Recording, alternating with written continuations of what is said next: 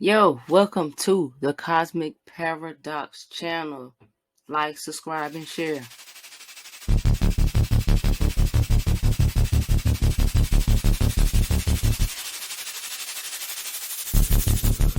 Peace, peace, peace, peace. How's everybody doing out there, ladies and gentlemen? We got an interesting video today. We're going to talk about a movie. We're going to do a movie breakdown. We're going to look at The Truman Show. We are going to look at this movie, and we are going to break down some metaphysical, spiritual, meaningful things that are highlighted in this movie. Now, a lot of people, if you've seen this movie, a lot of people pretty much can grasp the concept of the movie. But there's, so many things sprinkled out all throughout the movie. And, this is really one of those movies that you encourage people to watch when they are beginning or in the early stages of their spiritual awakening, because that is pretty much what this movie is about. It is about an awakening. It's pretty much what it is all about. The Truman Show, if you don't know, The Truman Show is about a man named Truman Burbank, who was played by Jim Carrey, and he finds out that he's been living in a TV show his entire life, and he has to find a way to escape. Now, this is a very, very interesting, concept. And mind you, this movie came out, let's see, what year did The Truman Show come out? Let's take a look. Came out in 98, right? So today we have very popularized, the concept of reality TV, which is watching people be themselves going through their real life events, but on TV. It's supposed to not be scripted, so it's quote unquote real. That's the whole concept behind reality TV. And when you look at The Truman Show, that's a very big thing about the show. It's just everybody knows that it's a show, but Truman.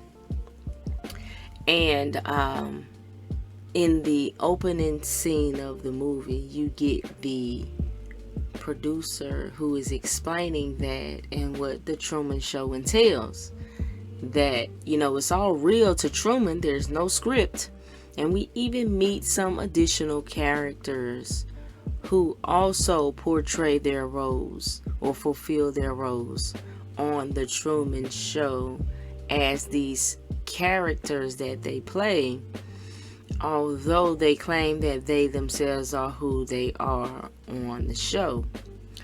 So when it first begins, one of the first things it shows us, right, it catches us up to the point of where the journey starts to take place. So it says it's day 10,909. Now, why is that important? Because if you take 10,909 and divide that by 365, because we're roughly talking about years. Now, we would have to add in there's an occasional extra day for your leap years. But if we were to divide that by 365, we would get roughly 29. Now, if you are familiar with astrology, then you know that one very important celestial event that occurs in one's life is the Saturn return. And it takes Saturn roughly 29 to 30 years to make that one return back. And it's symbolic to a period of maturation, becoming an adult, a very pivotal stage in your life. This 1 to 2 year period is a means of getting your foundation in order for your future, to live the life you are set to live this lifetime. All things prior to is somewhat seen as remnants, or old energy from an old life. Now, whether you want to subscribe to reincarnation or not, and consider that to be the leaving behind of the childhood as the old life, it still pretty much kind of tracks, because we're talking about cycles. We are talking about different periods of life. So that's the very first thing that's put out there within the first 3 minutes of the movie, the day 10,909, because now we are understanding the spiritual aptitude of this particular journey behind this character. Although we have yet to meet this character, well, they've kind of shown us just a couple of little previews, and from what we can see, the very first scene, we see him looking at himself in a mirror, preparing for some type of event. There's something that's about to occur, and he's not sure if he's going to make it through. And that's how the movie begins. That's the opening scenes, right? And then from there, we see something interesting happen, right? What we see happen next, let's see here. Let's look at it.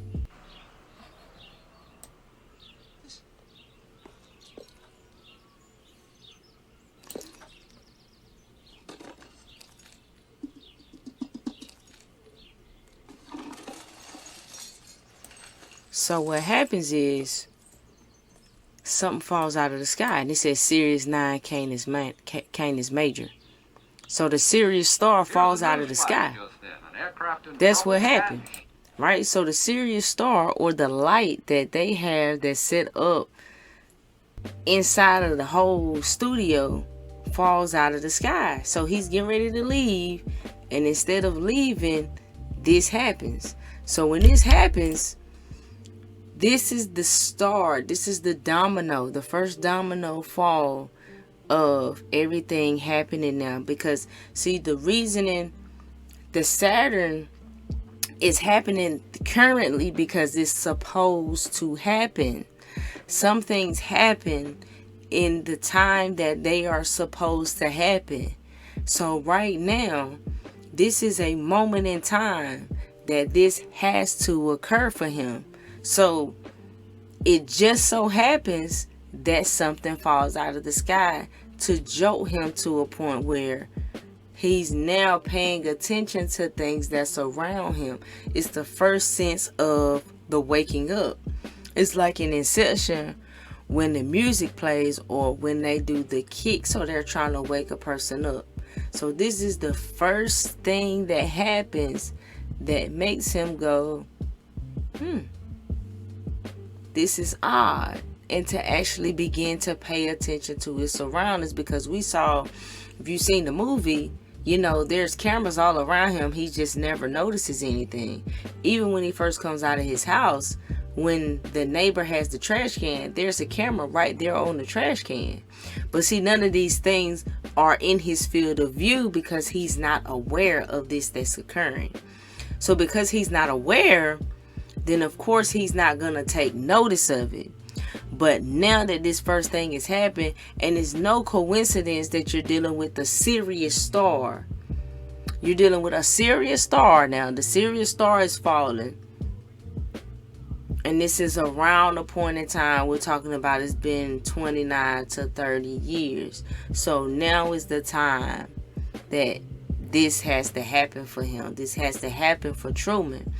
Because what we know is he's been living his whole entire life not knowing that he's been stuck inside of a studio.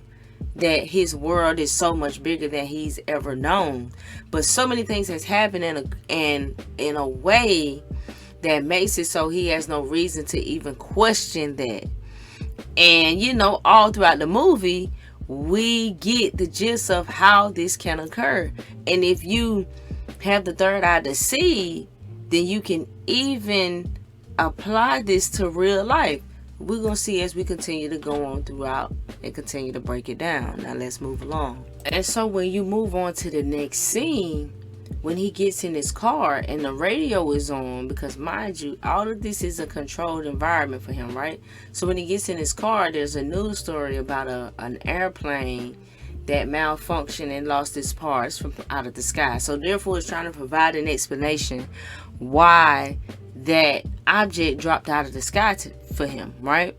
So this is what typically occurs. So weird things can occur that we may take notice of, but there's always a means of an explanation and explaining how or why this thing happened. We've seen this millions of times in movies. The cover up for the real story, right? So, and in that sense, in that same programming, we hear the programming. And it's, you know, good thing that you're not flying. You're not thinking about flying anywhere, are you? And he says, nope, good thing. Now listen to this music and let it relax you. It's a whole programming in itself because it's only geared to Truman anyway. So, because remember, everything is just a show centered around Truman. So the whole world's watching him in the TV show, but he's oblivious to this fact. Right? So everything caters to him and the mentality of keeping him confined, limited into this very particular space. So he doesn't want to go exploring or adventuring outside of that, because if he does, he's going to find out that things are not what they seem or the way that they appear to be. Right? So the programming has to continue. They have to keep the programming going. So that's the whole point. When that's the recovery, that's the cover story in the serious major light, which is supposed to be symbolic to it in the whole sky, because he's not looking up at the real sky. He's only seeing a reflection of what they show him. So this is just their means, like I said before, of just trying to cover their ground, because of course you don't want Truman to become aware of what's really going on. Just the same sense, it's not for you to become aware of what's really going on in the world. So see how this is parallel, right? And everything on the whole move, like, so he's in the scene where he runs into the two twin guys and they start talking to him and they push him up against the sign here to do promotion, you know. But of course, you know, Truman doesn't realize this, of course, but this is something that we see the camera pan in on it. It comes out and looks down at them because we know what's happening, even though Truman doesn't know. So they are pushing him up against the wall because they want to advertise. So we see the advertising still occurring. So think about all of these people that are involved in this, knowing that this is a show, living it out like it's real, all in for this one person living out their life. So you're thinking about it in terms of real life, like everybody in your life being like an NP, like everybody, the extras, the people, the NPCs in your life just playing their roles and positions, all the while you coming to terms with who and what you are in your reality. So that's how they go along with each other, right? And so when you look at everything in the movie, it's just such, it's so many clues, even down to when he's going into his job and he's letting everybody go ahead of him. He's like, I guess I don't really want to go, because he's right. Subconsciously, he really doesn't want to go, because see, deep down within us, we know when something's not right. You know, we know when we are stuck in a character, eventually there's something in us that tries to pull us out of it. And when we notice, when we're looking at this movie, you see the part where he's trying to find someone, right? He's trying to find a woman. I can't recall her name. I'm not going to go back and look, but I'm going to say it in a second. So he's looking for her. He's calling Fiji. And we're going to find out later on. They tell us why later on, right? but he's looking for a woman. There's always a woman, or there's always a love interest, because love is always the key. Love is always love is law. Love is a fire. Love is the fuel. Love in so many ways is always going to be the answer. Okay? Always. It'll always be that in some way, shape, or form. It always comes down to love. It's either love or fear. Those are your two opposing energies. Those are the two. Either you're moving through a fear, you're moving through a love. Can't be both, right? So now, mind you, he clearly has a fear for flying. He's obviously not interested, or he's not confident enough to travel to go places, which is not by coincidence, of course, because he's programmed to stay within this TV show. He's not programmed to be adventurous and to want to go out further. Same thing with people. We're not programmed to want to go out and adventure and to become enlightened. We are programmed to stay in line and to follow the rules. Okay, so everything about it, we see him even more, right? So when he's making that call, there's a co-worker who peeks over, because remember, everybody there is all in purposes of dealing with Truman and the purposes of the Truman Show.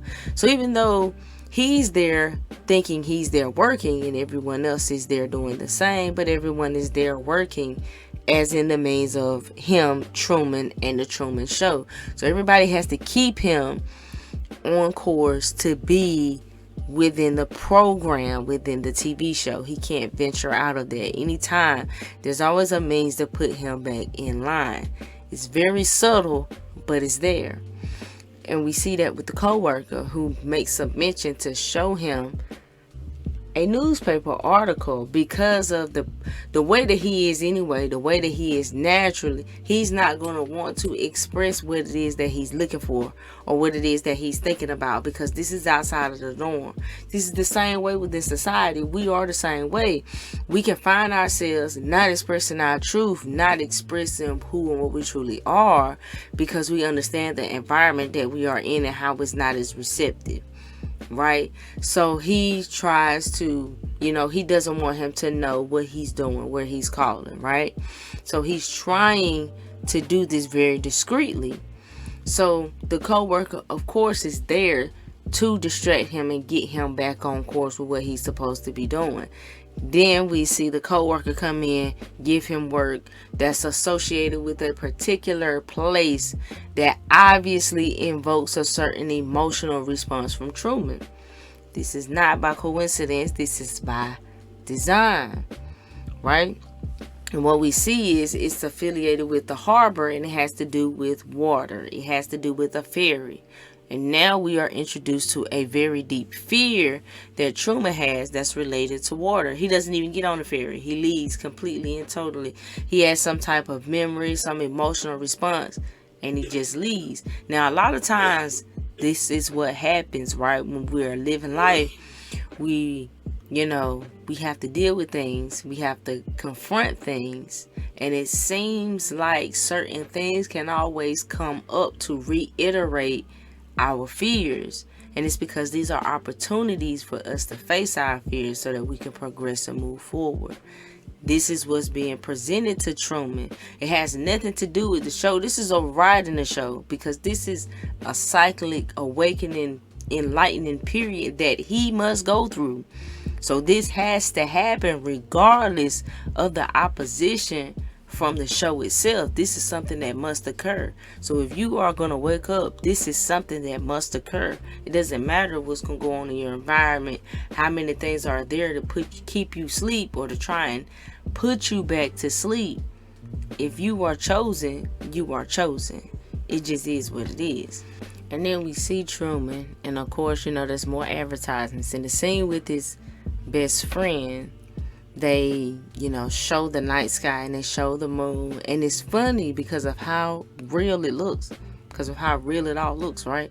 It really makes you wonder in our own reality what could be real and what could be an illusion.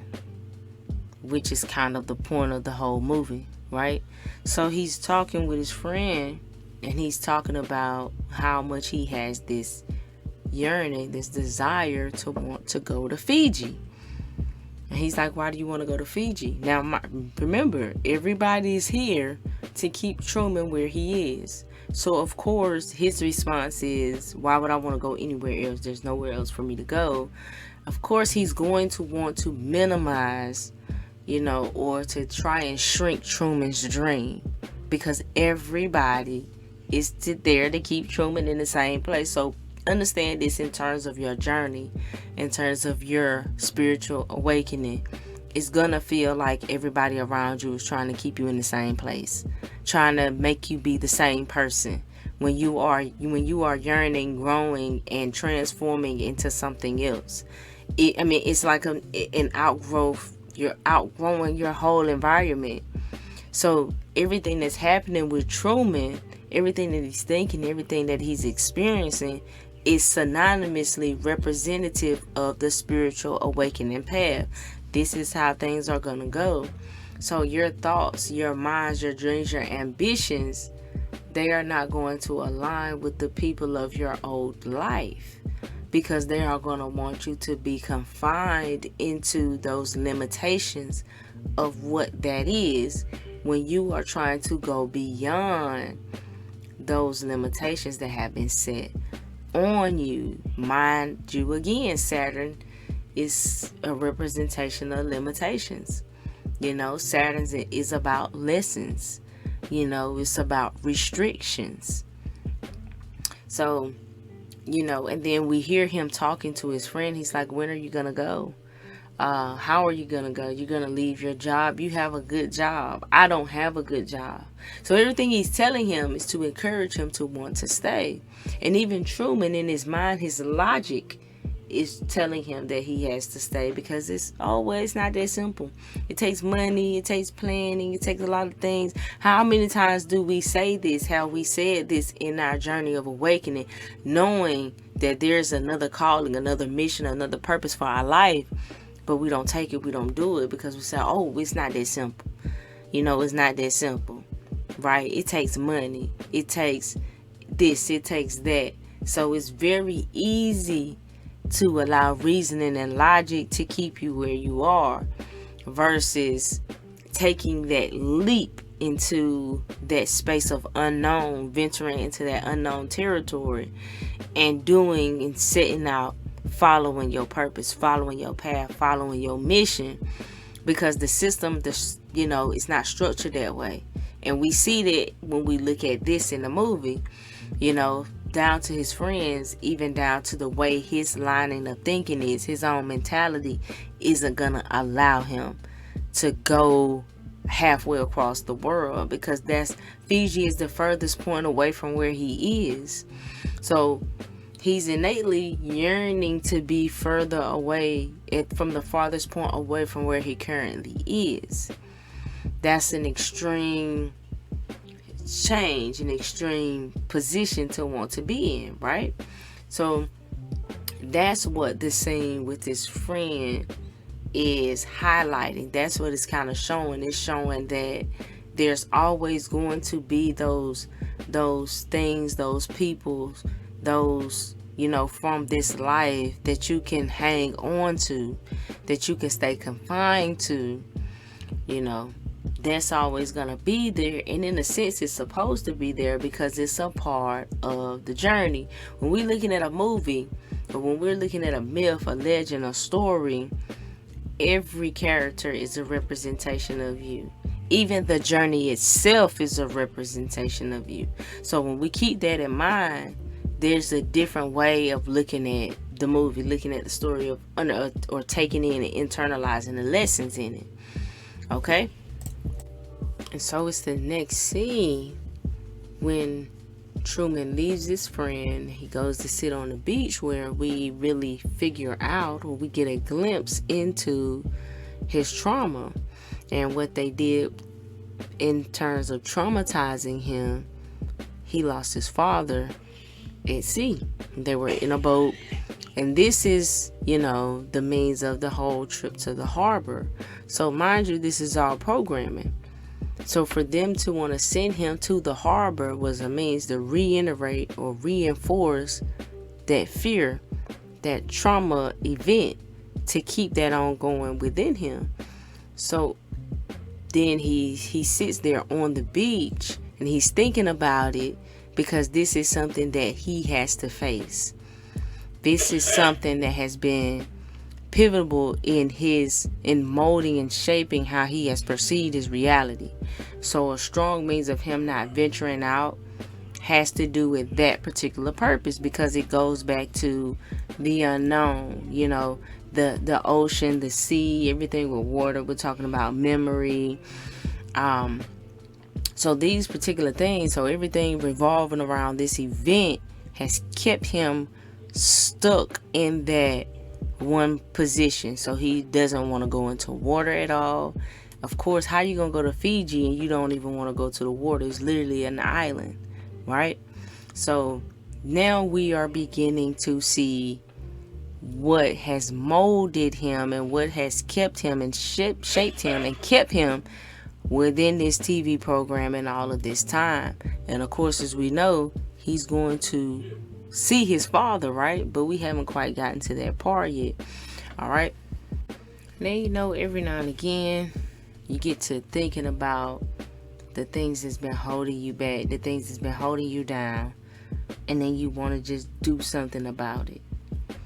And then you go and you share that feeling with somebody, that you feel like is going to share that same energy with you. And then they don't.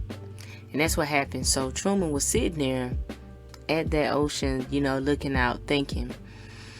And he went home to his wife and said, why don't we just take $8,000 and just travel the world? And she's like, no, we have responsibilities, we have obligations, we have a mortgage payment, we have a car payment. We can't leave our financial obligations, right? And he's like, so what? And basically, she talks him back, she brings him back down to earth. And she's like, Truman, we can't do that. That's what young people think about and want to do. That's not something that is of a responsible adult to do. That's not something that you're gonna do. And he's like, we can adventure, we can explore, right? I want to go do something different. And she's like, no, and she pretty much talks him into just being complacent to where he is. And it's like, just come to bed. So everything of the basic daily life, your basic responsibilities, just like now, you can't quit your job because you have to survive. So you can't start that spiritual business or whatever that business is that you want to start. You can't really do it because you have too many financial obligations. That's what life, that's how it's set up. That's a part of the program. That's to keep you confined to the life that you are currently in, that has been subscribed for you. It's not the one that you're choosing, because you are abandoning all your own hopes and dreams and desires to fulfill these obligations. Now, we make choices in life, prior to having certain information, prior to experiencing some things. And sometimes, we have to see those things out. Life kind of happens that way sometimes. So it's all in, what we are willing to face and confront. How much are we willing to start over? Because that's a start over type of thing. And a lot of people don't want to start fresh. They don't want to give up everything that they have obtained. And a lot of that has a lot to do with a lot of things that people don't want to change, because they've had to sacrifice so much of themselves, so much, so many experiences in order to obtain a certain lifestyle, certain way of being. So it's harder for them to give that up. It's harder for them to walk away from that, because they gave up their youth. They didn't do the things that other people did. They didn't have the fun. So they pushed down a lot of their own hopes and, their own hobbies in means of acquiring certain financial positions or certain career status positions, and it's harder for them to give it up. That's just the truth of the matter. We have to observe and be real with ourselves about human nature and about who people are when we're dealing with them. It'll get us a lot further than trying to pretend like those things don't exist and those things don't have an impact, because they very much do. There's a lot of people who aren't going to make certain choices because of those particular things. It doesn't make us any better than them, to be quite honest, because it's all just an illusion anyway, and we're all just having an experience anyway. So who are we still to judge, you know? So it's just another means of looking at it in that sense. And it gets repetitive at this point, because then we see the same thing starts to happen. You know, he buys the same magazines, and we notice that he has a little fear of dolls, which is kind of a subconscious means of him having a sense of being fearful of his own shadow in a way as well. And the interesting part happens at that part of the movie. He sees a homeless man that looks like his dad, looks exactly like his dad. Now when you traumatize somebody, right, so his dad drowning, that's forever etched in his mind, that memory. He will always remember that. So of course, seeing his dad, he know exactly who he saw. So although they had him playing a different role, he was in the role of a homeless man, because mind you, his father died when he was a little boy. So years have passed, decades have passed, right? But he sees the homeless man and he knows it's his dad, regardless of how he's dressed, regardless of it. And when he says dad, there's a lot of people that just come out of the woodworks and pushes him away, right? Because the program, and this is not going according to the program, you are not supposed to be able to recognize this man as your father, right? So this whole thing here is, now the dominoes are falling at a more rapid rate. He's awakening now. These things are happening. It is a set course of events that are occurring now. It's not just a coincidence, right? So seeing this and experiencing this, something's not right, and he knows something's not right.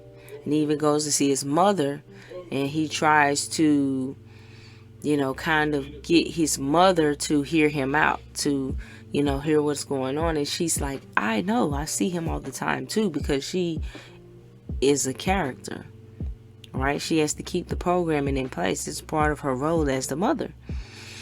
And she says to him that you know, she pretty much pulls out and puts guilt on him, because he already feels guilty and blames himself for it. That's the trauma. So that's the manipulation. That's how the system manipulates us, right?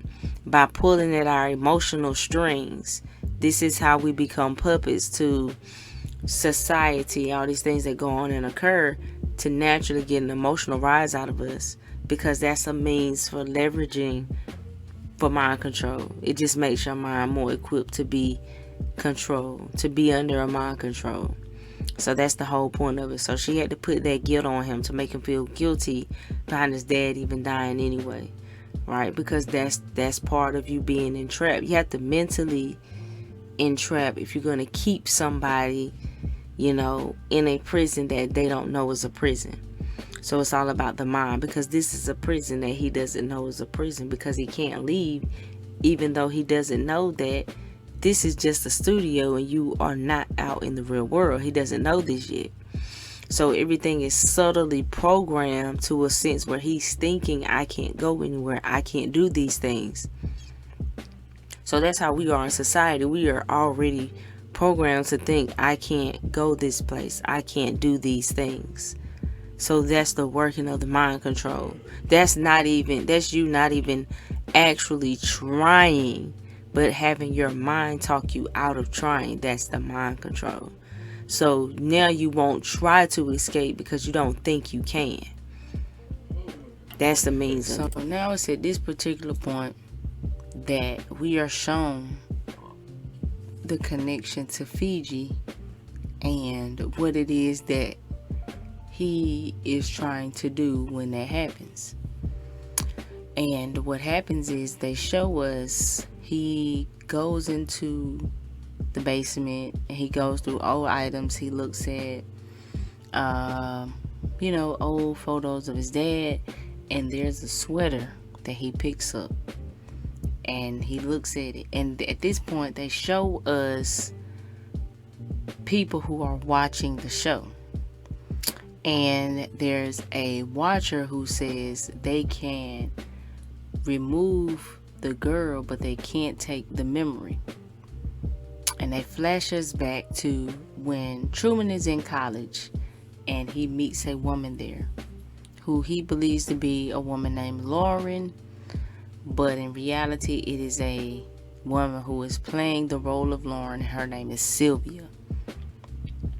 Now they have a genuine connection, but it's not scripted, because he is supposed to be with his selected mate, spouse, Meryl, who they pretty much throw at him, although Lauren is the one who has his eye. So he just continues to coincidentally meet her. He continues to recognize her, and they share a moment. And in this moment that they have together, she tells him the truth. She tells him that everything is fake. Everyone there knows it's all a set. None of it is real. And suddenly, someone who says that they are her father appears and says, she has schizophrenia. I'm sorry. He's taking her away. They're moving to Fiji. So now we know why he wants to go to Fiji.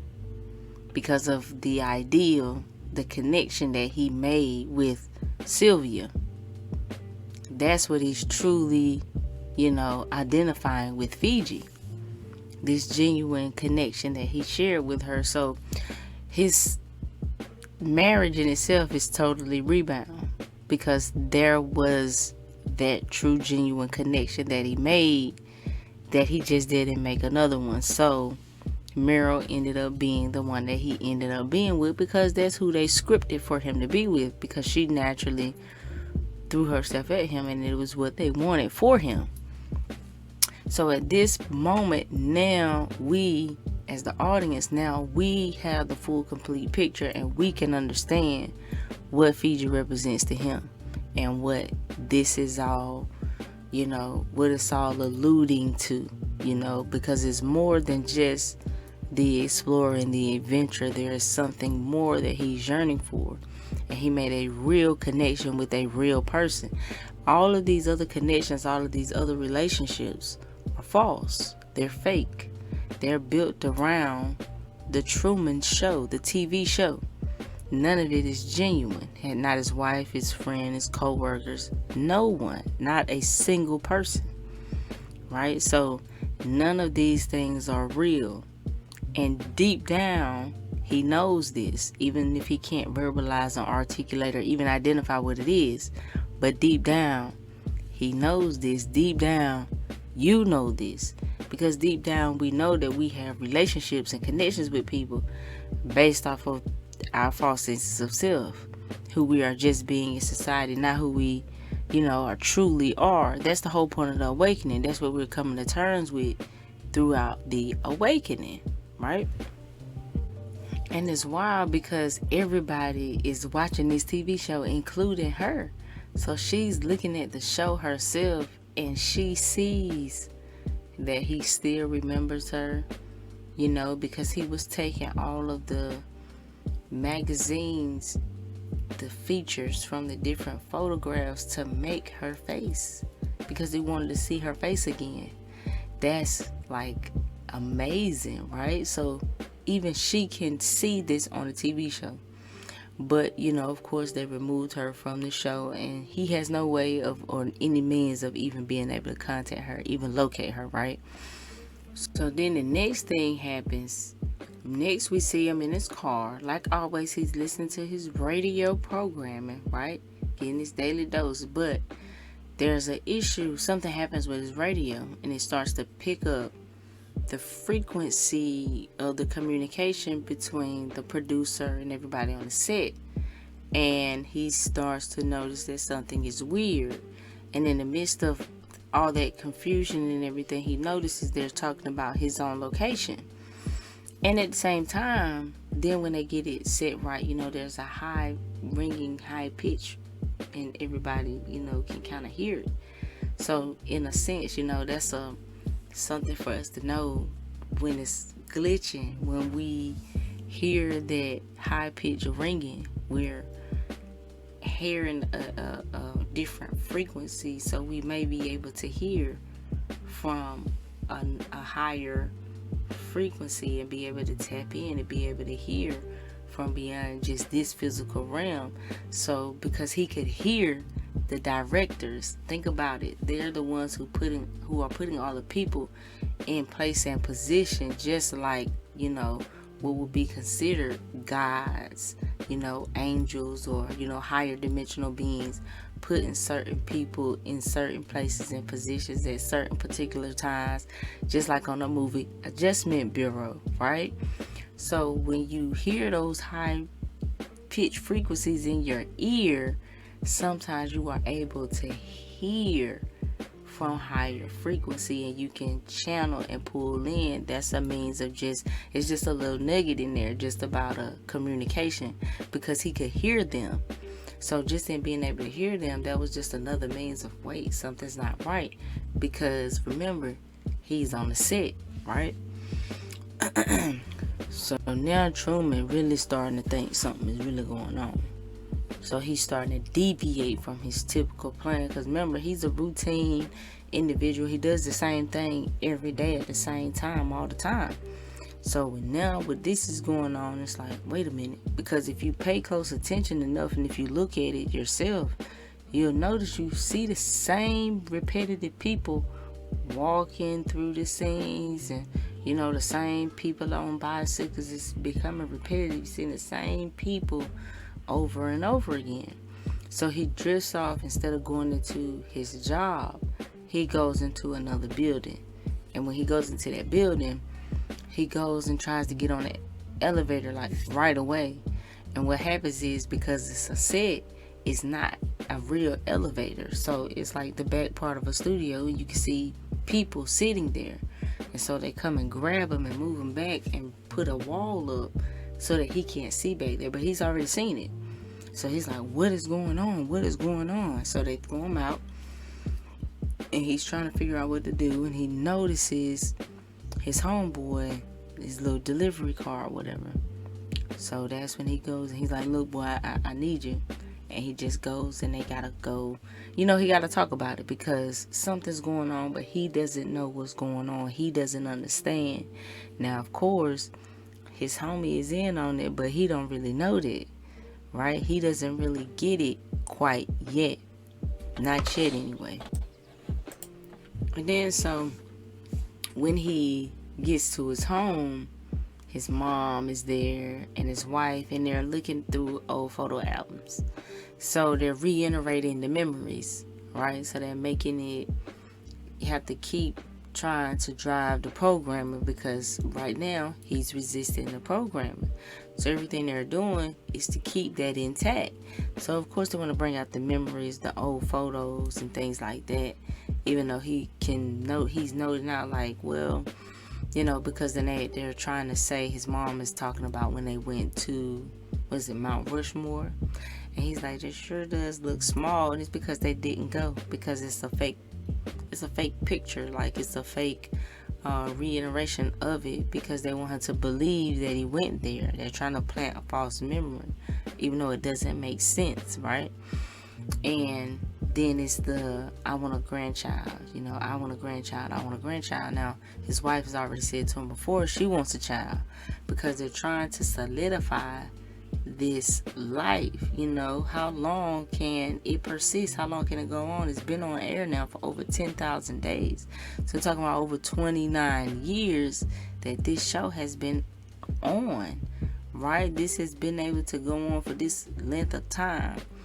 So can it sustain and continue out for the next generation or so, the next 10 to 20 years, right? So this is how they're trying to solidify, trying to get him to buy into the life, to let go of that which he yearned in his youth, and it basically stems back to that connection with that one woman, because it always comes back to love, because it's always about becoming whole, right? Okay, so he's suspicious at this point. Everything is weird. And when he was looking at that photo album by himself, he noticed that his wife had her fingers crossed when they were doing their vows. So all of this is just weird to him. He's aware at this point. It's like he's awake. There's no going back to sleep at this particular moment. This is like how it is when you wake up and you feel like you're crazy, because you know what you're noticing isn't off. You know that it's there. So why is it that I'm the only one that knows this? Why am I the only one that's noticing? And that's what we go through. All of us go through when we're on this path and we go through our awakening. We're like, so y'all don't see what I see. Y'all don't get what I get. Honestly, they can't. They don't. So that's the thing. Now, the next morning, he's telling his wife, we need to talk. We need to have a conversation. She has to go. She's a nurse. And he's like, where are you off in a rush to? So she's going off to surgery. And she says it's because of the elevator incident, emergency that happened where an elevator fell 10 floors. Now, remember, Truman just had the moment where he went into that building and he saw that from the elevator and thought he was going crazy, and he knew that something was up. Now, this is them trying to provide an explanation as to what he saw, to tell him, though, that's not what you think you saw. What actually happened was this right here. Now, some people fall for it, when they come and tell us, oh, well, it's because of this right here. And we're like, no, it's not. But, there are some people who go along with that story because they need that story, because, they're not awake. They're not in tune with it. You see, they're plugged into the program and they're going along with the program. So nothing you can really do about it. That's just the world that we live in, right? Now, she leaves and he sneaks out. He gets his bike and he sneaks out behind her, and he goes to the hospital and he says, I need to speak to my wife. And they're like, well, she's in pre-op. She's preparing for surgery. Right? And he's like, well, tell her I will call her. I'm going to Fiji. Tell her I'll call her when I get there. Going to Fiji. So there's that Fiji thing again. The nurse runs back to tell the wife. He tries to run behind her. There's a couple little obstacles there because he wants to see what's actually going on. And he gets there and he's able to look for just a moment. And it looks like they are trying to do some type of surgery, right? And then there's a loud noise off in the background somewhere, and everybody jumps up, including the patient. It looks really suspicious. But someone comes and takes Truman away at this particular point. So this is just too much. Everything is just suspicious. Too much is going on at this point. So now he goes to the travel agency. Now, if you look around in the travel agency when he comes in, you wouldn't think it's a travel agency, because there's things all over the wall that's fear-based, fear-mongering, that will want to prevent people from wanting to travel. Showing the things that you need to be aware of, terrorists and all type of weird things. And when he sits in the chair, there's the poster there about it could happen to you, and it's lightning striking a plane. Now, mind you, the chances of that happening is very small. But why would that be in the forefront of a travel agency when you're trying to get people to travel? And again, it's because everything is there, because it's in the means of Truman. It's all about Truman. It's all about keeping Truman there. It's all about, keeping that away from him. When he had that flashback as a child, when he wanted to be an explorer, so keeping him confined into, this very small world is very shackling to his spirit, is shackling to his soul. That's what it's representative of. That's why there's some things that you can't avoid. All of this is coming to term 29 years, because there's only so long until you're going to have to address that false sense of foundation. So us in our lives, when we go through that Saturn return, anything we've built on that's a false foundation is going to be undone, and it's something that you must do again. So that's the whole point of the Saturn return, right? So he's in the travel agency and he's trying to book a flight to Fiji. He's like, I want to leave right now. I have my suitcase. I'm ready to go. Now the agent tells him that she doesn't have anything available for a month. It's the busy season. It's like, okay, oh wow. It just so happens to be the busy season, right? So he leaves, of course, because he doesn't want to wait a month. So just in need of needing to go somewhere, to know that he's not crazy, to know that he's capable of going, he goes to buy a bus ticket to Chicago. And he gets on the bus, right? He goes and gets on the bus only for the bus not to be able to leave. So you know how in life sometimes when it keeps feeling like there's the same thing, there's the same message. You keep getting forced down the same road, and it's the programming. It's what's set it's basically what's set in your psyche. So when you study like your birth chart, you can understand why you are having the experience that you're having. So, and that means then when you can understand, when you bring light to it, you become sovereign of your own energy and direct your energy and make your own choice, just as Truman did in the very end, right? But we haven't quite gotten there, but we're going to talk about it, right, when we get there. So then there's the part where you see Truman when he's sitting in his car and he's waiting. He just been sitting in his car and his wife come home and she's like, Truman, what's going on? You see the neighbor and you see on the trash can, you see there's the camera.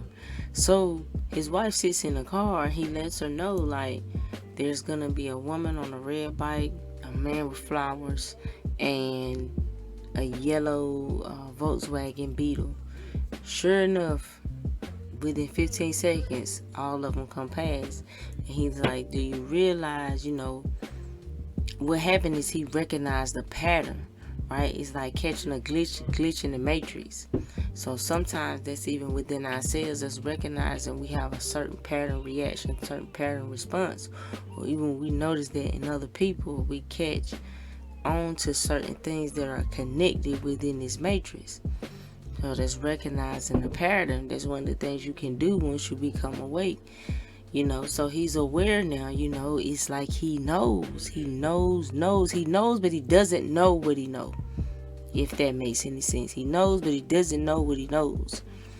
So he realized that the people was on the loop, that they were just, doing what's normal, what was in their routine for them to do. Have you ever people watched? This is also symbolic to understanding human nature and the human psyche and archetypes and the way people can react and human behavior, so to speak. So this is symbolic to that. One of the things when you become aware, you start to be able to understand the human mind. But it was symbolic to, a representation to programs, NPCs, zombies, extras, whatever you want to call them. So he was saying they just go round and round. Now, his wife, she's like, if you're upset about Fiji, I think you should go. Just wait a few months and everything. And, because she's always trying to de-escalate. But he locks the door and he starts to drive. Right, and he's like, no, I want to go somewhere now. Let's be spontaneous. And so he's just driving randomly, not knowing or saying where he's going. And then there's just a little circle. And he just starts to drive around and around and around in the circle.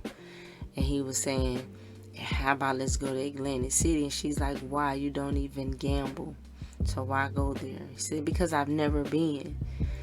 Because it's her job she's her handler. She's his handler. Whether he knows it or not. Because he thinks it's all real. Remember, the mind makes it real like the Matrix tells you. So he thinks it's all real.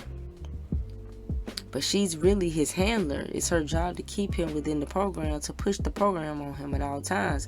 But he is breaking out of the program. His mind is rejecting and resisting the program. This is going beyond her control. So they're just going in this circle. And she's like, Truman, I think I'm going to throw up. She says, Truman, I think I'm going to throw up.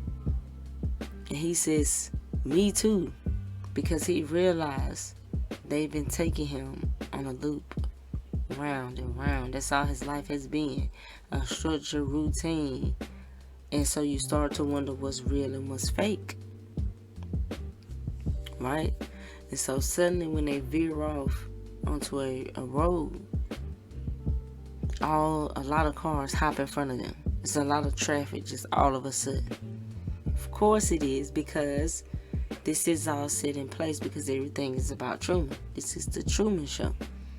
This is how it is for us. This is what we have to understand. This is what this movie is breaking down for you, the way your mind works. It's your show. So this is how everything is happening. You know, you ever notice how when you want to make a change, when everything start everything, your whole environment, your whole world resists you making this change, like you just destined to be this way. The impact and the influence of the patterns that you're, subjected to fall into. All of that is, like structure. It's like being in this physical. This is a very powerful, very spiritual movie. It's very, very deep, So they sitting and they like stuck in the traffic. So he like, you know what? I'm gonna go back. Let's go back. So he starts backing the car up. I don't know what came over me. Let's just go back home, right? So they do that, and he backs up, and then he just gets back on the little circle, and he starts to go back around a few more times. Then he's like, you know what? I changed my mind. Let's go to New Orleans, and he hop back on the road. And all of a sudden, the same road, there's no cars. Why? Because this is a set. And he realizes that all of this is fake and all of this is nothing really real. So he's, coming up to a bridge. Now remember, his trauma kicks in because he doesn't like water. He doesn't even like to drive over water. He doesn't like to do anything near water. Okay? So his wife is like, Truman, let's just go back, because she has to get him back in line, get him back in the program. And he closes his eyes, he hits the gas, grabs a hand, and basically, he taking a huge risk because they could easily veer off and go off of this bridge and crash and dive, right? But he's just so, the energy in him is so driven. He needs this so much that he has to take this chance. He has to do it. And they get across the bridge. And then there's a sign that says there's a forest fire, which is the weirdest thing ever. And there's just some random line of fire pops up across the highway. But he drives through it. He drives through it, and then here comes Meryl, the wife. She's doing her thing. She has to try to reel him back in. What are we going to do? How are we going to make money in New Orleans? We're going to have to call your mother. She's going to be so hurt about this. Just doing things to criticize, to bring the negativity, to make him rethink, to make him doubt himself. All the things that happen in our life that we hear from all of those outside voices to try to reiterate that doubt that we have within ourselves. Because that's the whole test. That's the whole program. That's the whole illusion projected from the ego, right? So they're driving, she's complaining. There's an issue at the nuclear power plant. Like, everything is right here in this little vicinity of an area, right? So there's a problem at the nuclear power plant. There's a leak, actually. So there's a leak at the power plant, which is another obstacle. They can't go. There's no way to get around. They say, what triggers him is he says Truman. He says his name. He's like, Truman? Like, how do he know my name? Because, of course, this is the Truman Show. So what triggers him, he gets out of the car. He just runs off in the woods. He's trying to escape. Of course he can't. They capture him. All of a sudden, he's taken back to his home. Right? And so now he's back at his house. He's back where he started, of course, because everything is to keep him stuck right where he is. Right? And so now that he's back home, his wife just started talking to him like normal. And then she just breaks into this ad about some cocoa. And he's like, who are you talking to? And he just, was like, what is going on? Who are you talking to? And she gets alarmed because she knows that he's recognizing that this isn't normal. So he's picking up on this now. So he may come to the conclusion that I'm a part of the lie, which ultimately he does. He's like, you're a part of this. And she gets scared and she's like, do something. He's like, who are you talking to? Who could you be saying do something? Who would hear that? They're in the privacy of their own home. Who could hear you say that to do something, to come and help you? Right? And then suddenly there's a knock at the door and his friend comes in, or the dude is supposed to be his friend. It's like Truman. So she runs to him. She's scared. She's terrified. She wants out of it.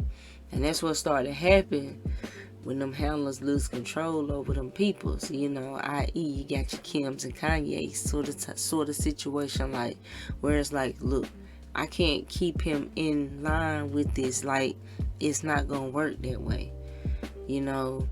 They've reached the point where they've reached the break, and they always put it on a break. Like she told him, like, you're having a mental break. No, he's coming to a realization, and you're afraid of the reaction that's gonna come with that because of the role that you played in this whole scenario. That's just the whole truth of the matter. So that's the situation that we see with him and the wife. And then from here, you pretty much don't even see the wife anymore. Because like she says, I'm done. She says, how can anyone expect me to work under such unprofessional conditions? She stated this out loud. So she's pretty much going to make her exit now.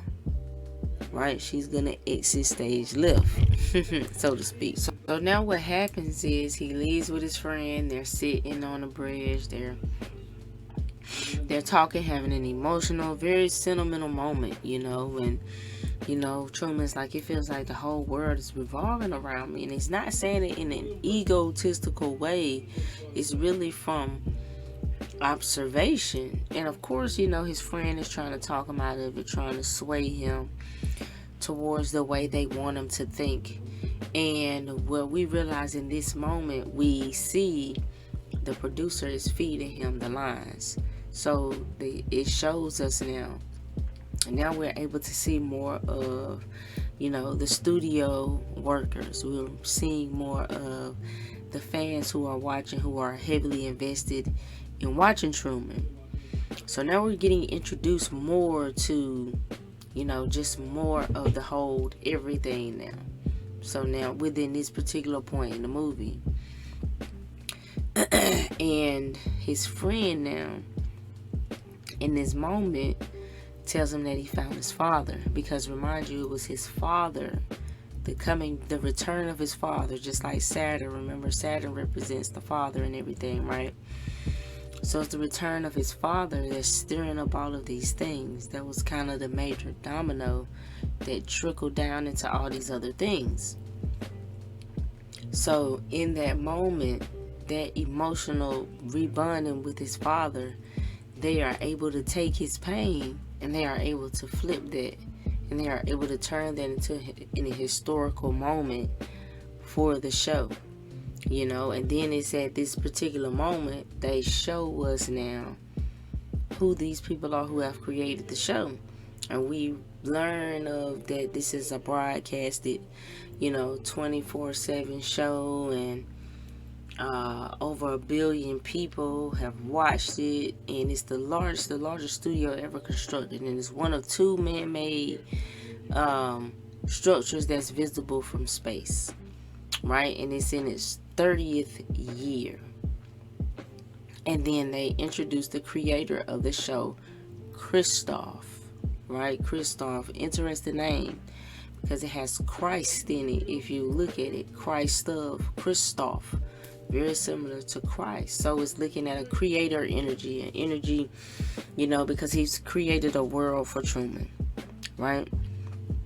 And the things that's happening with the father storyline, they were able to flip that because this is a previous cast member infiltrating the show, getting back on. Of course, they didn't cast the father to come back onto the set.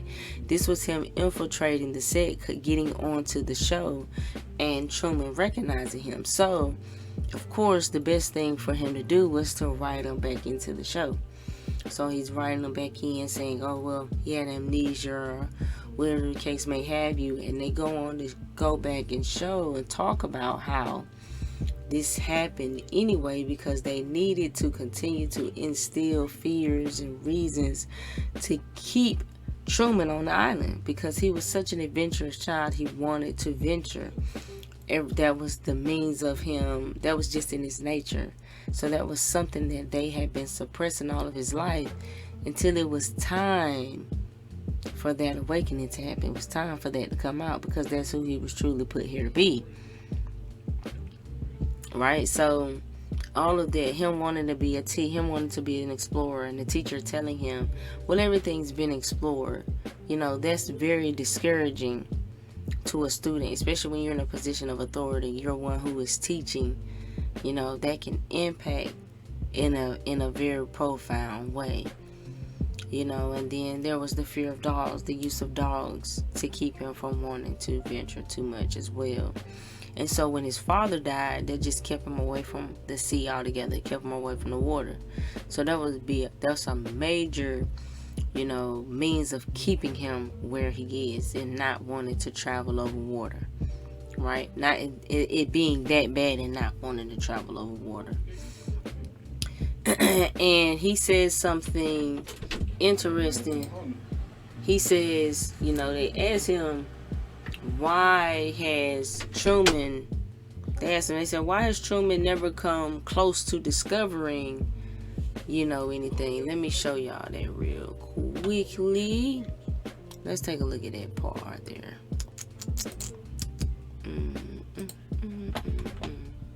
Has never come close to discovering the true nature of his world until now. We accept the reality of the world with which we're presented. It's as simple as that. It's as simple as that. It's as simple as that. So the world that we are presented with, that's typically what we accept.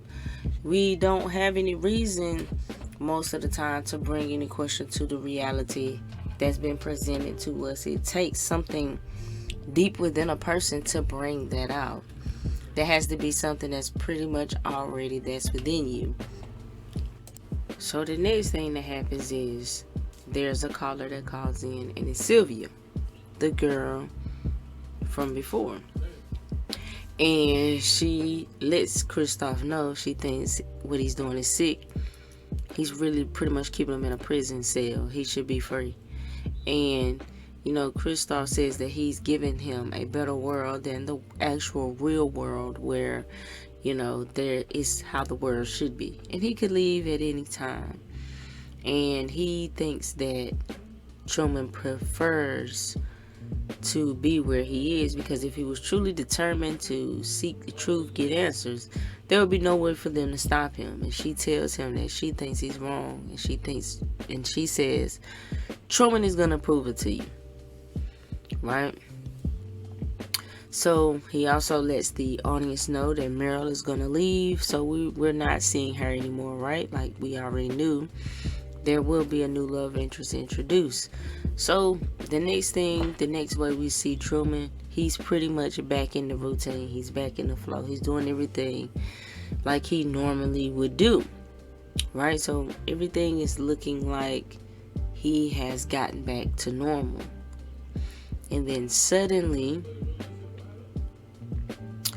when they notice he's supposed to be sleeping, but he's been sleeping in the basement. And Kristoff finds that to be odd, and he says any odd behavior should be reported to him because, hey, if he's doing something that's different, then 9 times out of 10 there is something that's going on because he's deviating away from the programming. And anytime you're deviating, something's going on, right? And so they are trying to figure out what Truman's doing because he is supposed to be sleeping. Now in this last portion of the movie, right, this is when Truman sneaks out. He knows people are watching him. He comes up with this plan to sneak out of the house without the cameras being able to notice him. So they send over Marlon. Once they notice there's no movement or whatever, when they, pick up on the fact that something may be wrong, he may not be where they think he is, they send over the friend. They send Marlon over. And he's looking around in the basement. He's searching for him. And when he looks in the closet, there is a hole that tunnels up to the front yard. So he's gone. He has left. And they don't know where he is because he snuck out in the middle of the night. And there's not a lot of people watching out and about or what have you at night. Because mind you, this is operating like real life. So they have it set and structured like night and day. So mostly people are going to be asleep and indoors and everything's closed and all that at night. Alright, so now everybody is in a panic trying to find him. You have people in both worlds now. You have the crew, the cast, everybody out looking for him on the set. Then you have the people in the outside world, the people in Kristoff's world, the people who handle the cameras, everything behind the scene, who makes the show what it is. Everybody is in a panic at this point. They're trying to figure out where he is. So everybody's looking for him. Everybody's looking. The moon turns into a searchlight because it's supposed to be night. So there's not a lot of light. Everybody's out walking, looking. Even the mom and dad are looking, calling for Truman, still trying to keep the program going. So even the bosses, Kristoff's bosses, are coming out now. Even they are coming out wanting to know, hey, what's going on? There's rumors that Truman dead. What's really going on? So all this is happening. So Kristoff takes a moment and he thinks, we haven't checked the harbor, check the sea, bring up all the water cameras. So they start to look, out in the sea, in the water. Sure enough, there's Truman. He's trying to sail off somewhere. Doesn't quite know where, maybe just anywhere, just to be able to get away. So he's facing his deepest, darkest fear by getting on a boat and trying to sail away because he's terrified of the water. And the irony, you look at the boat has an eagle in the front that's leading the way, right? And the name of the boat is Santa Maria. So that's very ironic considering, one of Columbus's ship was named the Santa Maria, his voyage to America. It's kind of ironic because he's voyaging to a new world, right? So, and the eagle as a representation of America, but what it's truly symbolizing is he's trying to come into a new life. He's trying to escape this life that he's always known on his set. So, of course, this is going to be a new world when he get out in the new world because things don't operate like how they operate on his set, right? So, they see where he is. They turn their transmission back on. So now the fans can come out of a panic because now everybody knows where he is. So he's on the boat and he has that photo that he made. He made this photo now of Sylvia's face and he's just sailing off.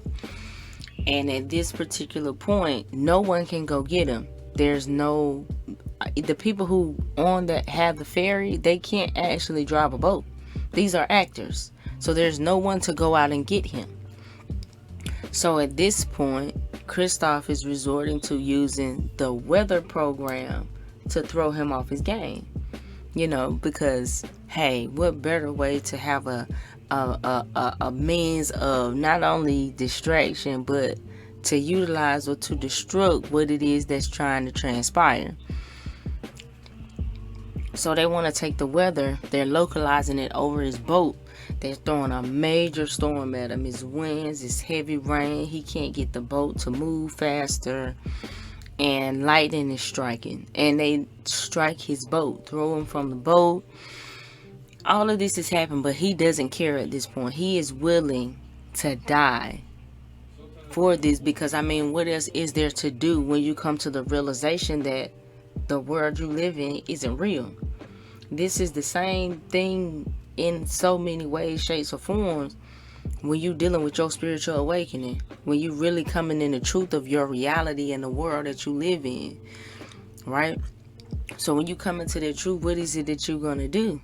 At this point, it's like he willing to die to get his freedom. It's no other means. There's nothing else he can do at this point. you know. So now Kristoff is like, turn it all the way up, turn everything up, turn the winds up, turn everything up. He doesn't care if it's putting Truman, you know, that he could possibly die. So at this point, everybody is telling him to stop. His boss, people in the studio, everybody's telling him to stop at this particular point. So finally, Truman gets knocked out. He's not moving, and he says to turn everything off in the other weather program. And Truman's still alive. He starts to wake up, you know. He pulls his cells back up, and he keeps on sailing until he reaches the very end of the set. It's like, think about the whole concept of sailing off to a new world, not knowing what's there, in a time where people thought you could fall off the earth. So it's kind of symbolic to that. That's the symbology that they're trying to give you. But, you know, it's mostly symbolic to the unknown, not knowing what is out there, what awaits you, right? So he gets to the end. There's nowhere to go. He's distraught though, because he's like, I'm never gonna get out of here. There's no way out.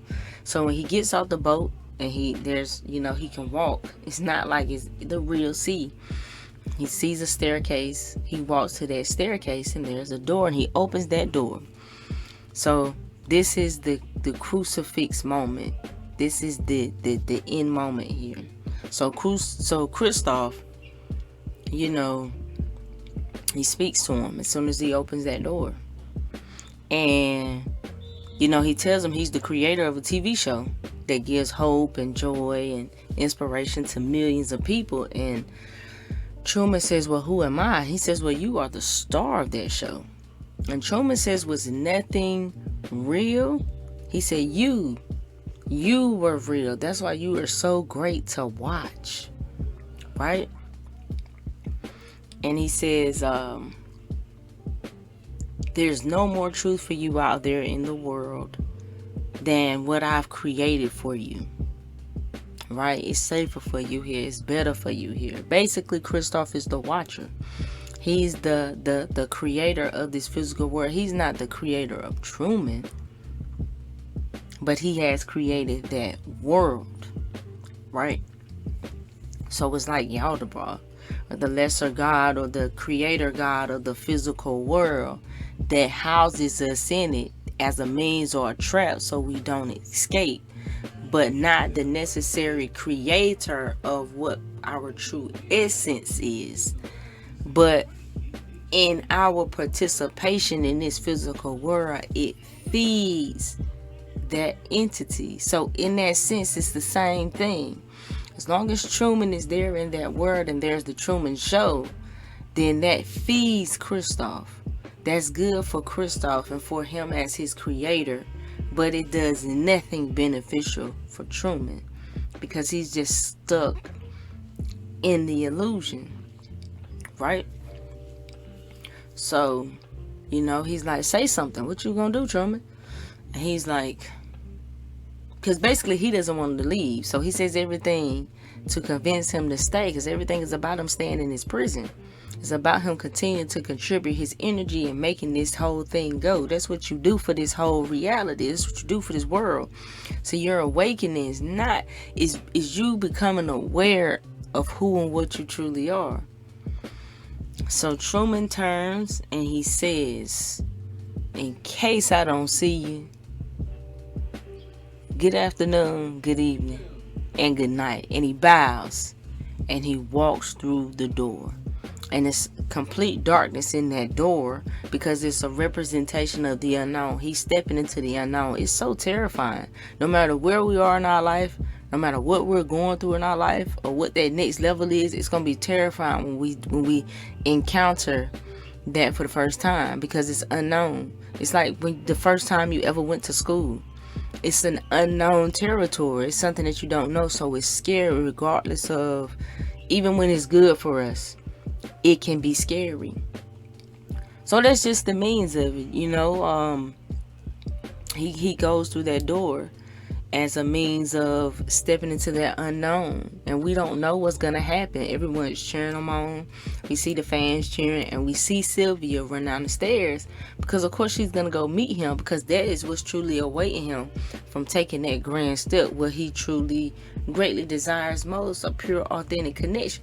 And it's love. It's a representation of love, because, you know, love is the only thing real in the whole entire universe. So even in that sense, that was the only real moment. Everything else was scripted. But his encounter with her was one of a genuine human connection. So the love, of course, love is the only thing real. Love having the highest power in this whole world. Of course, that's what was the catalyst, and also ultimately the reward. Because, I mean, we can leave it to our imagination of how things are going to persist, you know, but it's ideal that the whole, he gets his true love interest. He gets the thing that he's been yearning for this entire time, you know. And of course, yes, there would be another journey that awaits him in the new world, but he now has the reward of what he's gone through and what he's in proceeding forward in that new stage. He's gonna have a girl, you know. So just in means of the whole Truman Show breaks down your reality. So when you look at your life, your story, you are like the Truman Show. You are the main character of your reality.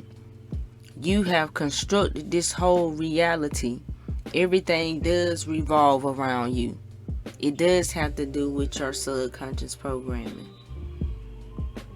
There are going to be things that feel like it's trying to limit you within a box, or to keep you, you know, boxed down in a box, keeping you limited, restricted, until you are willing to face your fears and oversee that and be who it is that you truly are in this world. So that's the whole breakdown when we're looking at the Truman Show. You know, it's one of the many shows that's very simple, yet also has, you know, highlighted gems that's important for people to know, especially early in their journey. Because it's a good representation of what you encounter, how it can feel. Because you can feel like everybody around me is crazy. You know, something about this is not right. Because you are waking up to being in an illusion, to being in a fake, false reality. And in the means of that, you're also going to be finding your real, true self. You know, so it's all a journey. It would be cool to see what would transpire after this, because this is really only the beginning. This is simply the beginning of the journey. You know, there's so much more to encounter, but it's a very great analogy breakdown of the Great Awakening. It's an amazing interpretation or means of relaying the spiritual messages, you know, or the things that can help you early on in your spiritual journey. So that's why I wanted to do the breakdown of this movie. There's definitely going to be more breakdowns coming. So if you're not subscribed, then you want to subscribe to the channel, because all the movie breakdowns are going to be here on the YouTube. So be sure to tune in when you see another one. Also, drop any suggestions on some video breakdowns, some movie breakdowns.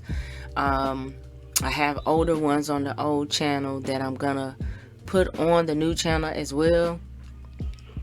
So there's a few of those, but there's so many that I do, you know, want to get around to doing. I have a list of movies that just has amazing metaphysical messages in them, and we're always getting new movies all the time, right?